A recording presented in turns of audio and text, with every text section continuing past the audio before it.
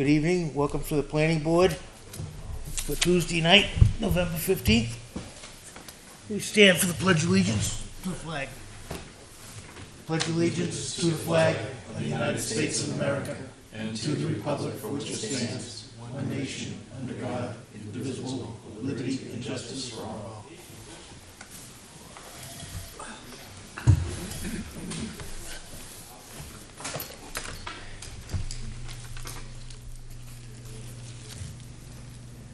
Tyler, would you like to be a voting member tonight?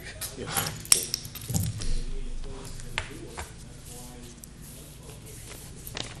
And roll call, Tom Young, Chairman. Tyler Perrin, alternate. Dave Samuel, member. Russell Blanchett, member. Kimberly Queenan, member. Michael Croto, clerk. Mike Byron, member.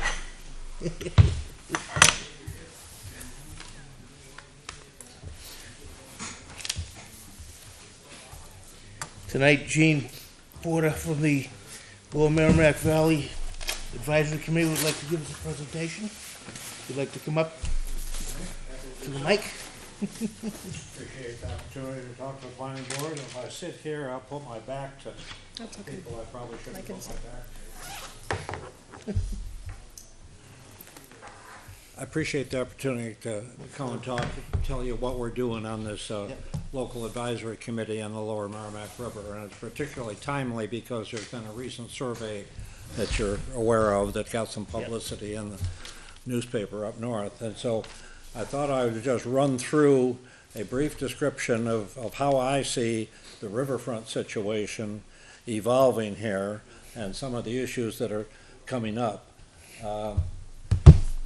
Next, I don't have magic.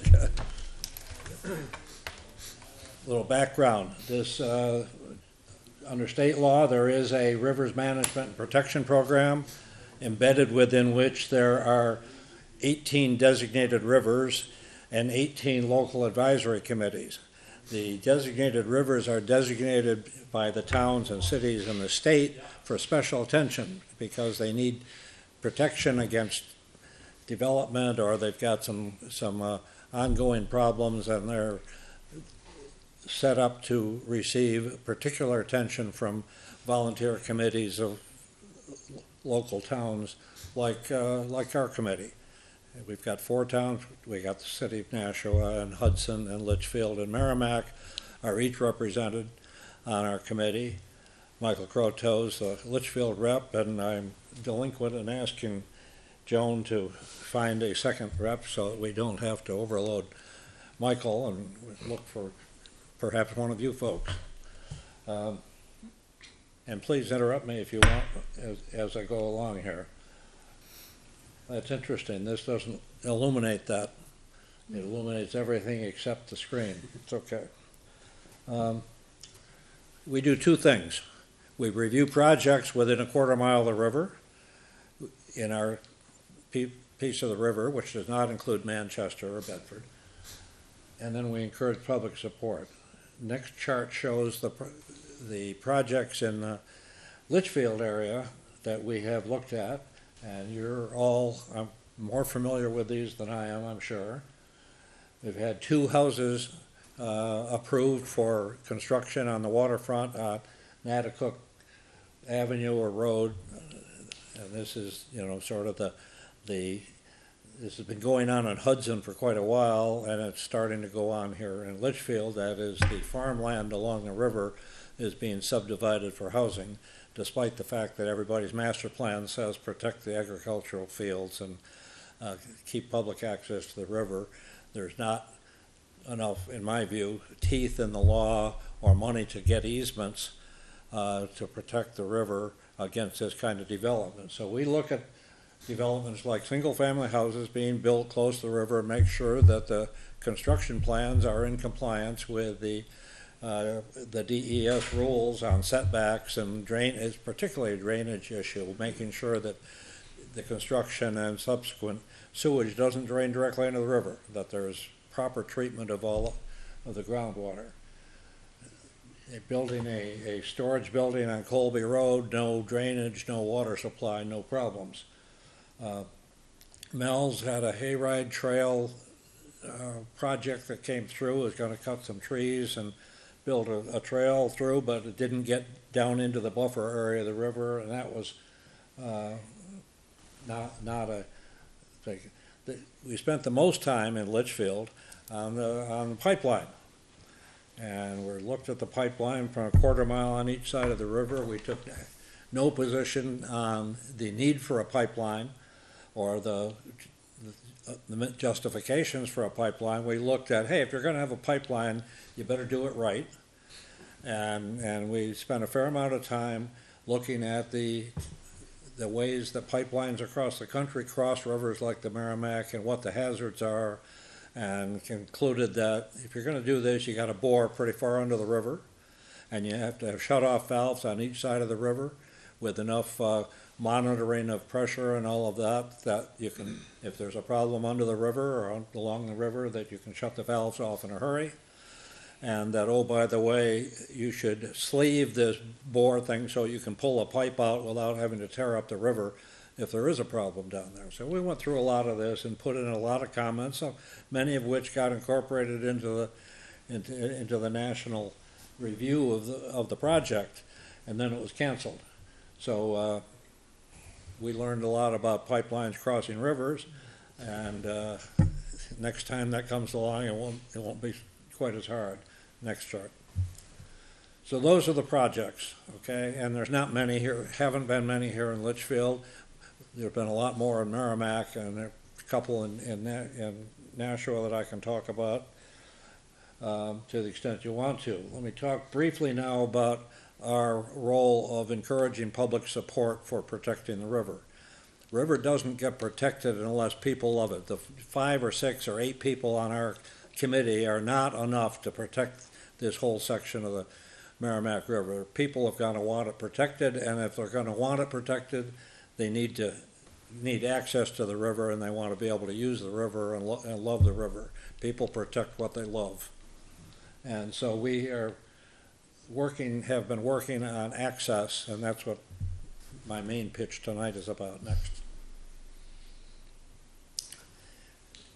In addition to this local advisory committee, I happen to be on the State Public Water Access Advisory Board. I'm the motorboat rep on that board, and that's mostly state agency reps, but there's a fishing guy and a canoe guy and a motorboat guy and an aquatic invasive guy and so on. Access is not, most people think access means getting boats in the water. Well, I certainly look at it that way as the motorboat guy, but there is a need for, and probably a lot more people want to go swimming in the river, and they want to hike and bike along the shore of the river. They want shoreside trails. So it's visual access, swimming access, and boating access. And river access under this public water access thing, there is extensive mapping throughout the state of where all the public access sites are on the rivers, not so much on the coastline. And our group meets and conducts field trips around to look at everybody's access sites. That covers that. Next. So, and this chart I use around, I've taken it to the Nashua Aldermen and the Rotaries, and I'll keep doing that.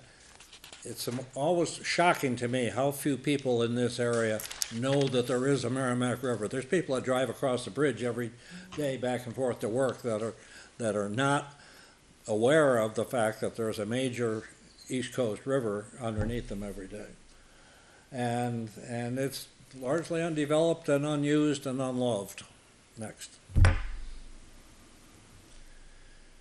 Key point here is that our area, Litchfield, Hudson, Nashua, and Merrimack, is very poorly served by access to the river compared to Manchester, compared to Concord. Next chart. So if you look at, and this is one of the state charts, and they're all over the state, and they're on every single car top and passive viewing and boat launch and boat ramp and walking and fishing site in New Hampshire is on one of these charts, and they're all accessible on the web. And this is Manchester. There's a lot of them. Next chart. If you look down here in the Nashua Hudson area, there's a shore bank fishing thing in Hudson, and there is a old boat ramp that I'll talk about some more in Greeley Park in Nashua, and that's it. There's 17 miles of really good navigable water from up here in Litchfield all the way down to the Pawtucket Dam. And I've had my boat, my little old antique motorboat, all the way down to the dam and back easily.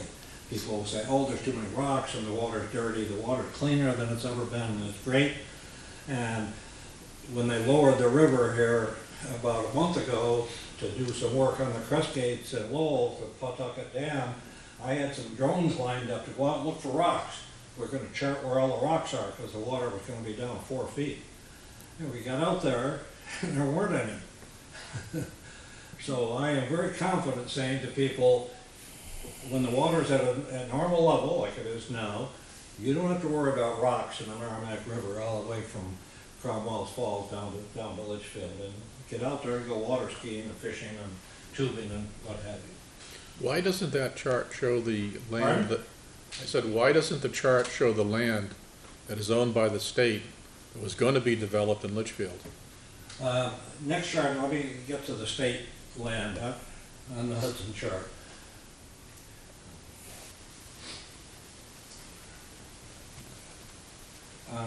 On your side of the river, there is this state access site here at Morris Falls, and I've walked down in there, and it's a lovely walk down there. It's a quarter mile, a third of a mile down to there. The banks are steep, and I'm certainly too old to be carrying a kayak or a canoe down there, but it could be done. Could be done, and that's why that's indicated as a walk-in area. The New Hampshire Fish and Game has a wildlife management area here right on the riverside. Okay, state-owned land, wildlife management, keep the deer and the rabbits and so on. The banks are high, and it's almost impossible to get down to the river there with a cart top boat, and the state people have looked at that as a possible access site. And it's also above Cromwell's Falls. There's only that kind of water you could boat in. I don't know what this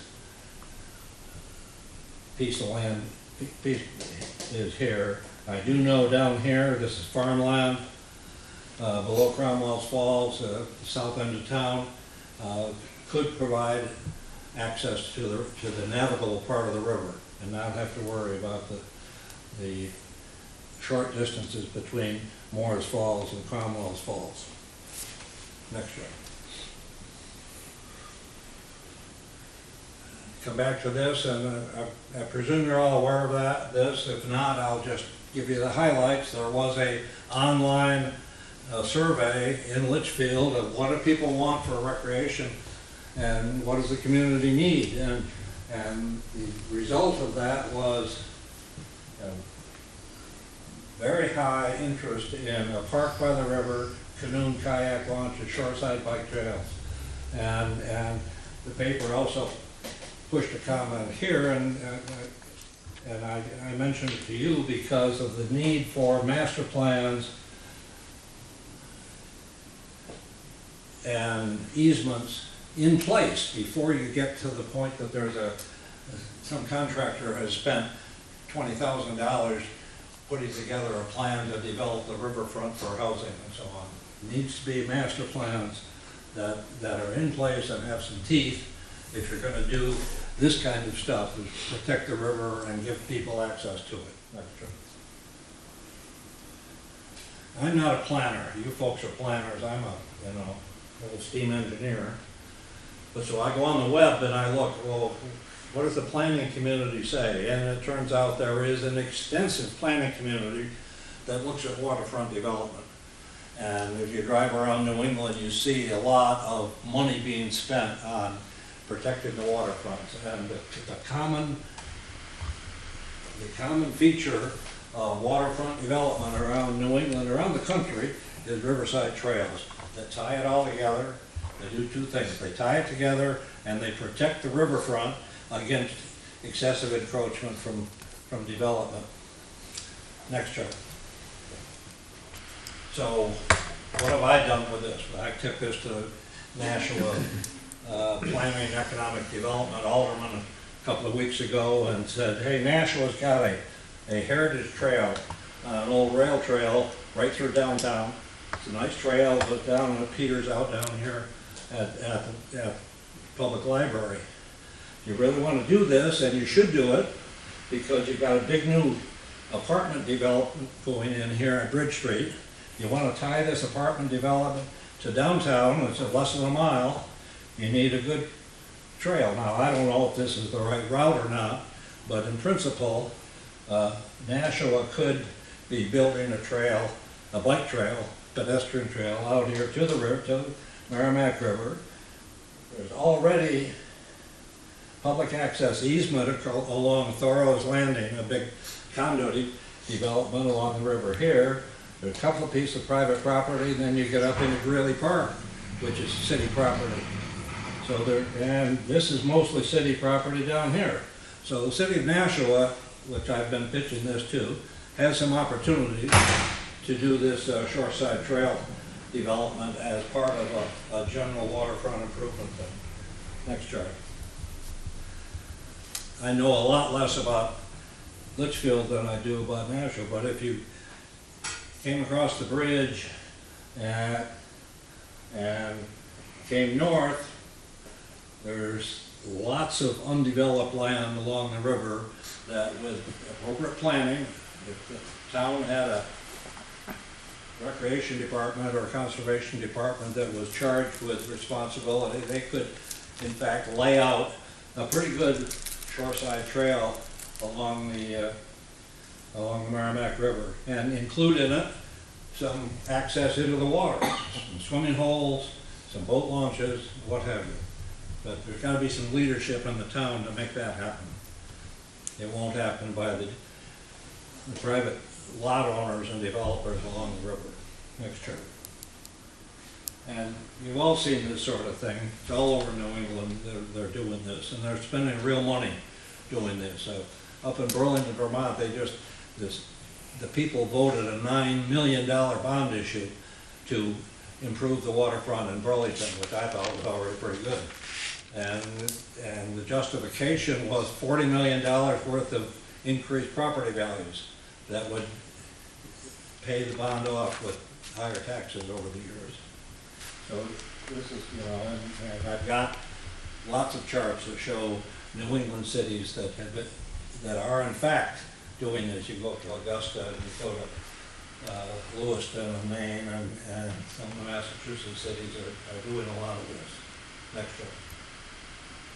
Okay, boating access. I'll come back to Nashua, and this is the only ramp on our part of the river. There's 17 miles of navigable river. This is an old ramp. It's been there for about 50 years. Has never been properly improved. It's got a storm drain outfall that obstructs traffic. The pavement is broken off above the water. City of Nashua is finally, after 15 years, finally applying for a grant. They don't have a budget, it's not part of the city budget to do boat ramps, but they're applying for a grant to improve this boat ramp so that the people in this area will have a decent boat ramp on this long stretch of water. There should be 4 or 5 such ramps. So there are further up the river. And above the Amnesty Dam, there's 2 very nice ramps over there. Next chart. And further down the river, Lowell. That's the state of Massachusetts got a nice ramp down Lowell, and I launch a boat down there and come up to Nashua because I can't use that other ramp. Next. Swimming. People say, oh, a dirty river. It's not a dirty river. It's a very clean river. This is swimming down Lowell, downstream of Manchester and Nashua. If there had been a Boston Olympics come along, they would have done water sports right here in this part of the Merrimack River.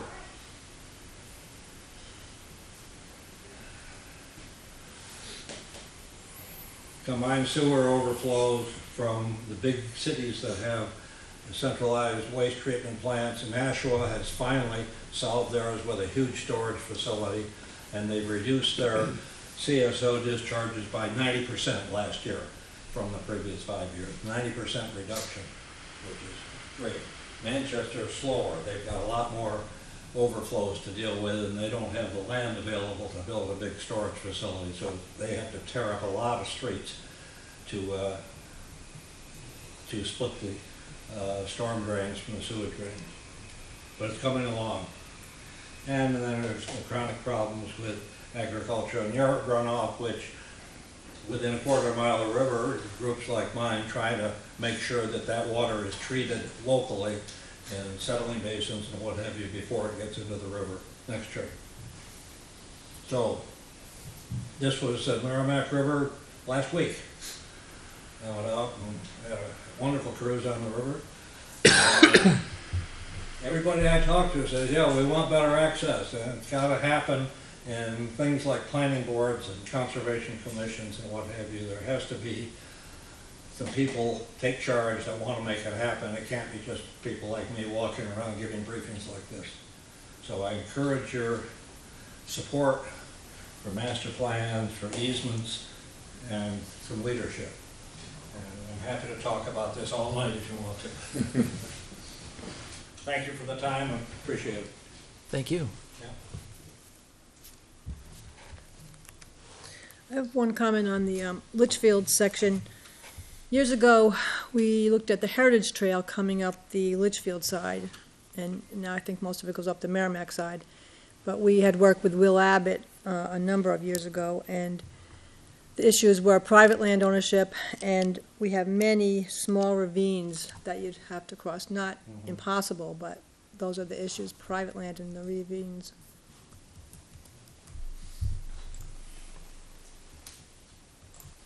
Any board have any questions? Oh, and that land to the north is local land. The Moores Falls is town land. Pardon? The Moores Falls area is town land. It's town land, right? Yeah, yeah. But it's public. Oh, yes, public, And yeah. these maps are not just state sites, they're all the public sites that, that have been found in the state. The piece across from the library, the Land Conservation Investment Program, piece 8 acres, would be a good site if we could get the state interested, or if we had the money to engineer it. Yeah. It could work. Thank you very much. Thank you very much, Stephen. Thank you very much. Appreciate it. Thank you. It was a great presentation. Learned a lot.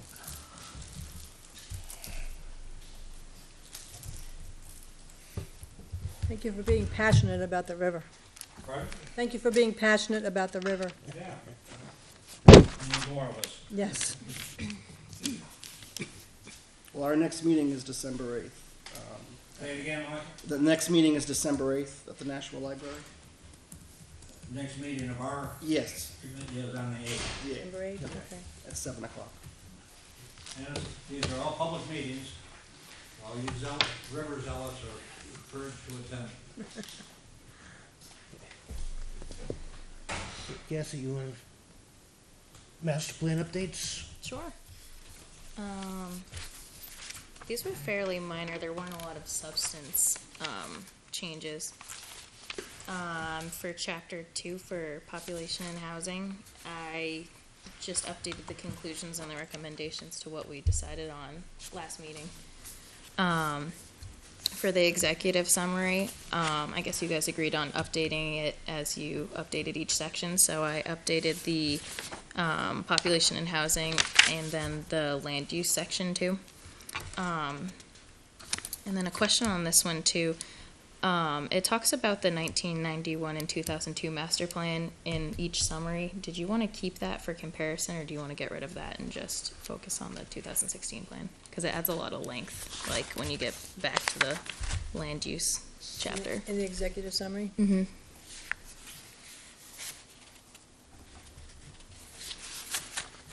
whereabouts? What was that? Whereabouts are the references, oh, I see, historic resources, goals for 91 master plan include? Yeah, sprinkled throughout. Yeah, throughout the whole thing. And we can keep them too. I just wanted to make sure I did the same thing when I updated them.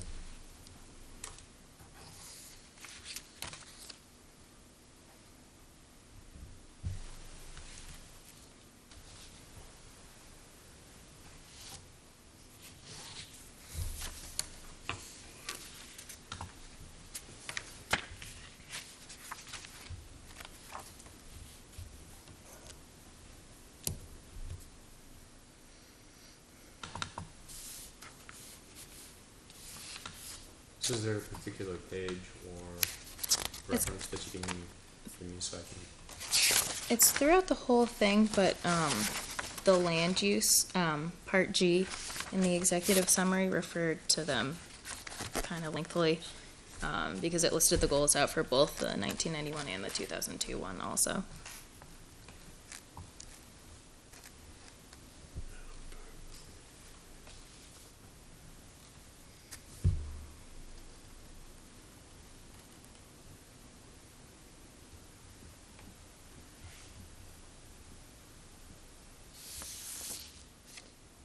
I'm terrible at editing and summarizing, so I'm not the person to ask for it. Yeah. Either way Approach works. to There's this. no right or wrong answer. I just I love wanted having to. more information than is More? reasonable. Okay. I'll just leave it there then. I mean, that's just my opinion. Okay.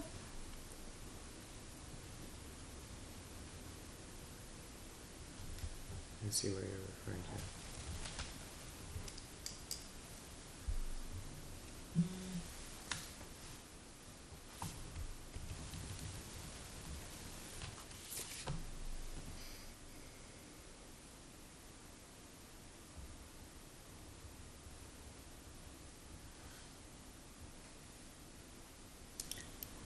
Would anything about the river that you just talked about go in land use? I don't see any reference to the river.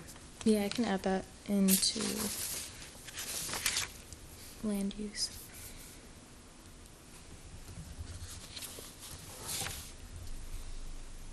The river's been very well hidden for a very long time. Yep. Mm-hmm.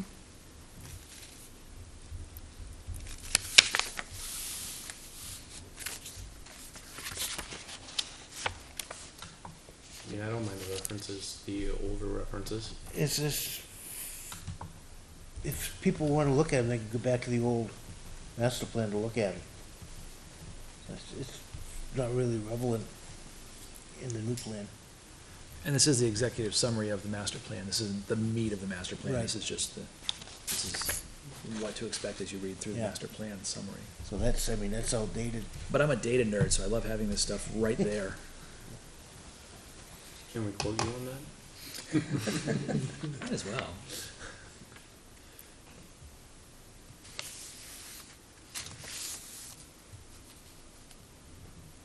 Would it help us legally with anything, having the history in the document? I can double check that with Jen. I don't 25 years of think history, so. right? Yeah. Yeah. It forms much of a legal basis that would be helpful. Just to say that we've been consistent. Yeah. Or that we've at least addressed it I think consistent. periodically through the years. Yeah. Made progress along the way as well. Yeah.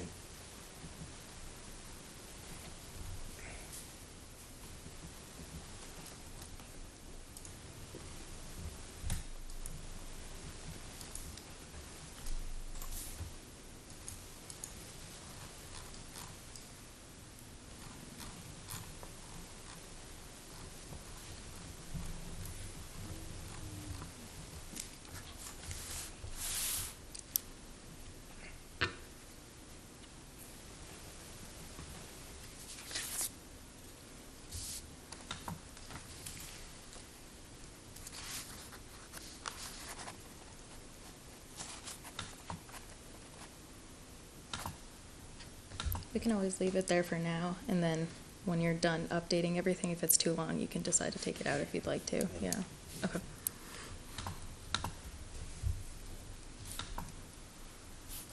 Okay.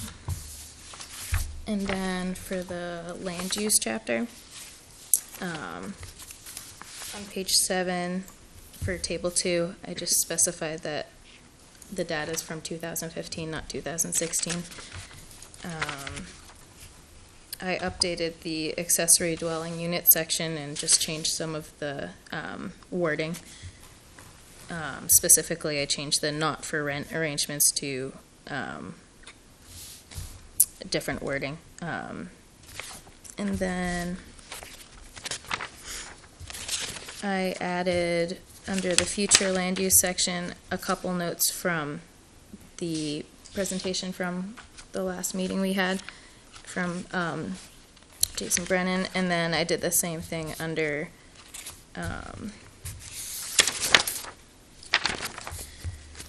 under recommendations at the end too. Just some of the actionable items that he talked about, like establishing a small budget for the, Low-cost, highly visible improvements. yep.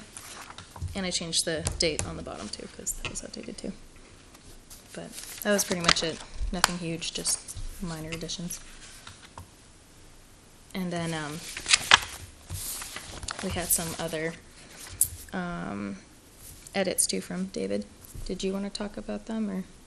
No. I mean, they were very small. Yeah, just grammatical Yeah. edits. Okay, that's it.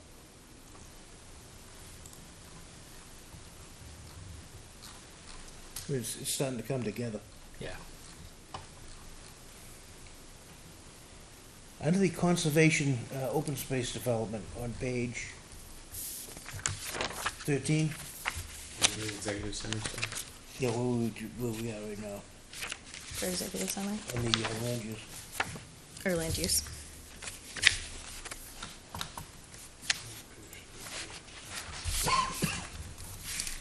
I mean, the first paragraph, we do mention the Merrimack River, but maybe we should put a little more in there regarding the river, Okay. the access.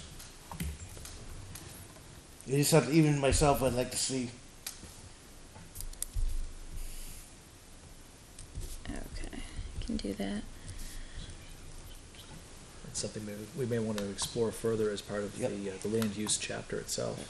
Did you have a specific recommendation that you wanted to put for pursuing?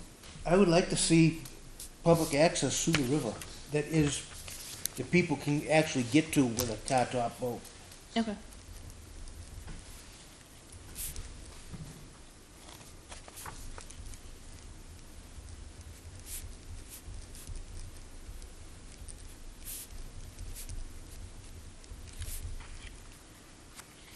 Okay, I'll put that under the And it's recommendation. something, Joe, maybe the Conservation Commission could get together with us, some meeting, Mhm. and discuss it, and see if, see if there's anything we can think of to do.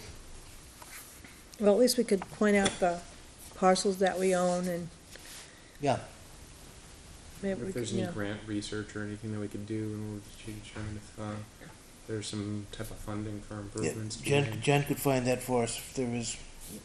Yeah, definitely. Be something I'd be interested in. I wouldn't mind pursuing that on behalf. Even if we could get somebody to go down and redo the access Yeah. with steep banks to just grade it out so it is accessible.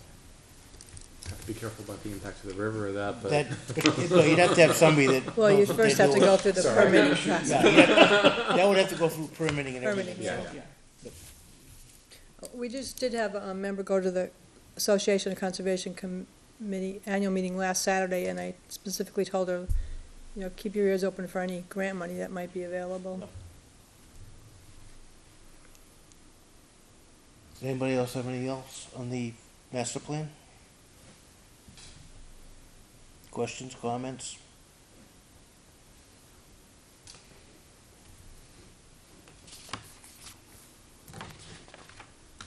For what it's worth, as we're editing this, I appreciate that you're putting both the clean and the markups in the folder for review. Sure, yeah. The markups is really helpful for me to see where we're going and how it's evolving. It's the only thing I read is the markups. Well, it's Makes it interesting easier. to read the markups, then go back and read the clean version. Mm-hmm. It flows so much nicer.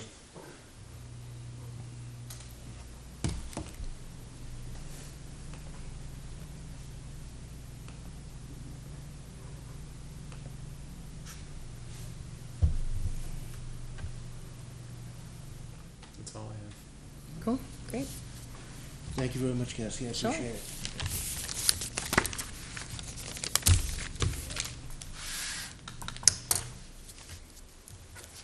Minutes for November 1st. Everybody had a chance to read them?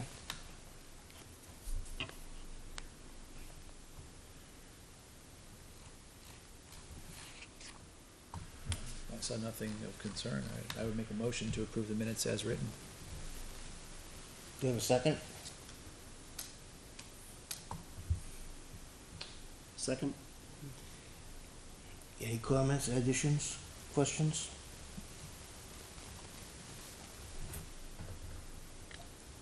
All in favor? Aye? Aye. Abstain. Opposed, abstain? Aye. Aye. Goes 5-0-2. Is Tyler voting? 2 abstains. Is Tyler voting? Did you? Did you appoint him? Yes, he did. Yeah, he was appointed, yes. Okay. It's 502? Yeah, he was appointed. Thank you. Any committee reports this evening?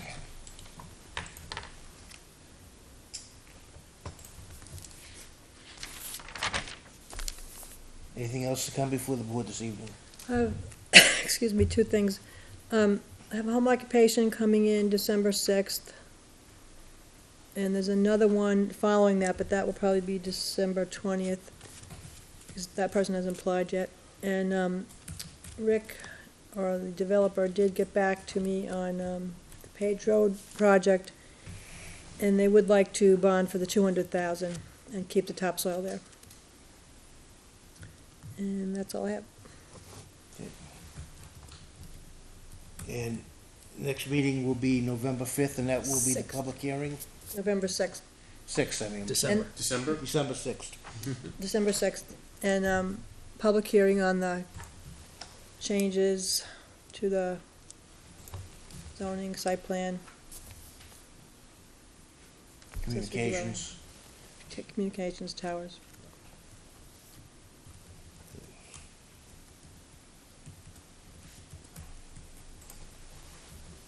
Anything else from the board? I have nothing. Entertain a motion to adjourn? So moved. Say it ain't so. Yeah, it's kinda early for that. You know. I mean, you got hours we could spend just. I know. It's the after party.